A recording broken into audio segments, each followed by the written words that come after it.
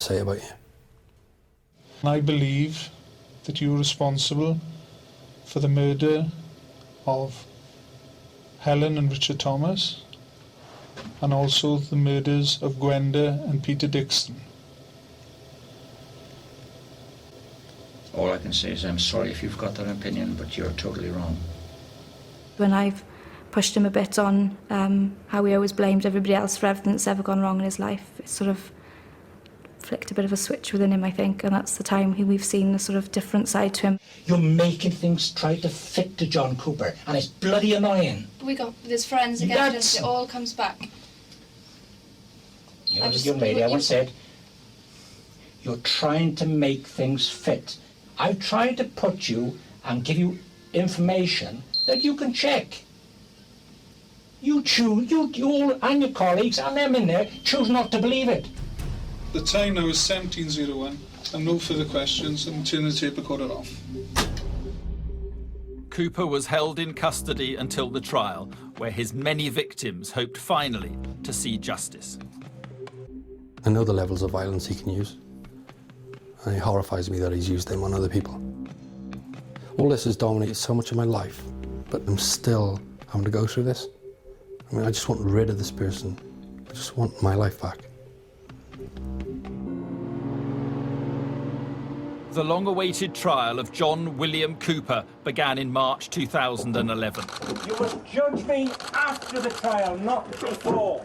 Judge me after the trial. He was charged with the brutal murders of Helen and Richard Thomas in their home, Peter and Gwenda Dixon on the Pembrokeshire coastal path, and an attack on 5 teenagers in Milford Haven involving the rape of a 16-year-old girl and the indecent assault of another. Even faced with substantial evidence, he would never admit his involvement in anything. I'm disgusted that he won't give some closure to people out there. I'm disgusted. The trouble with the bully is, beating you is only half of their pleasure. The other half of their pleasure is knowing that you're scared of them for the rest of your life.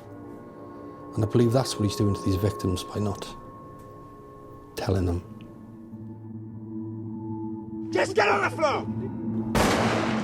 Dyfed-Powys police showed the jury the complex forensic evidence they'd spent years uncovering.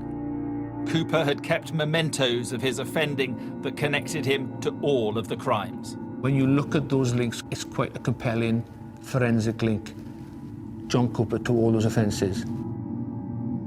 15 years on, the 2 girls who were raped and sexually assaulted described their experience to the jury.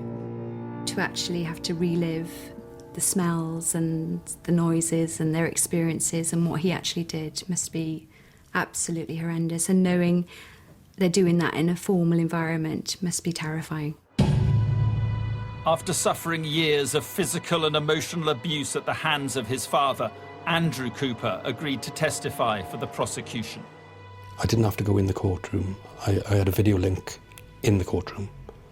I didn't want him seeing me. I just didn't think he had the right to even look at me after the embarrassment he's brought on my family and me. Some of his family supported John Cooper throughout the trial. On one hand, I've got people having to go at me for helping the police to convict him. On the other hand, then, I've got people having to go at me for being his son. So I'm in a lose-lose situation. I did what I thought was right, and I'll stand by that, and I'd have done it again. The trial lasted 9 weeks. The jury took 3 days to come to a verdict. I remember looking at the jury, and I thought,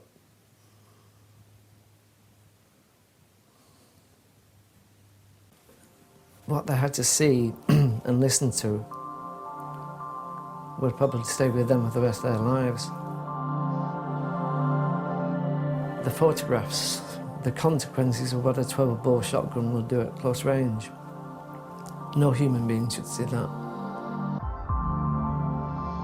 To see some of the jury members crying, holding hands, It was quite something, which I'll probably never ever experience again in my career.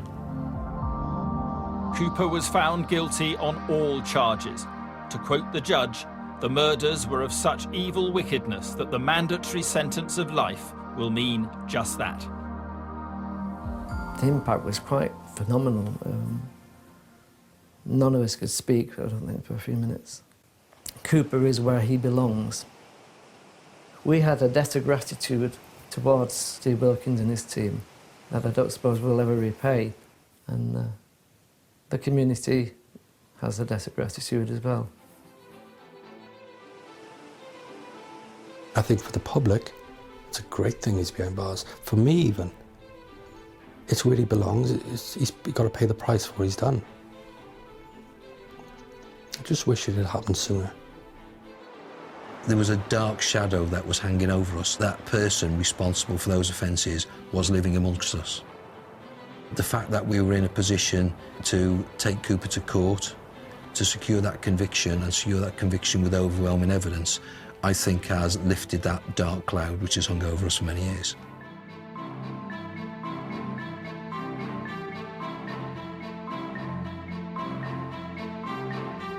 Ross Noble, Ross Kemp and Kay Burley are on the panel as they and their host, Adrian Childs, chat about the past 7 days in a catch-up with That Sunday Night Show next this evening.